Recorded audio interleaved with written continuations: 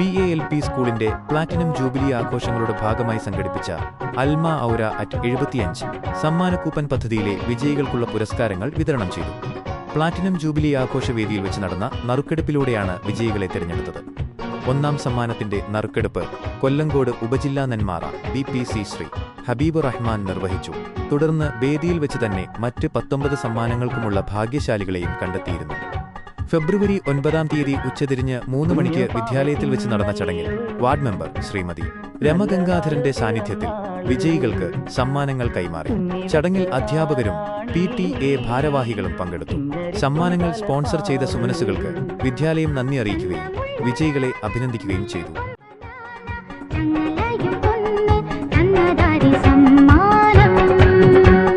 കുഞ്ഞു പാവയ്ക്കുന്നല്ലോ നല്ല നാള് പിറന്നാള് തുന്നി വെച്ചതാരാ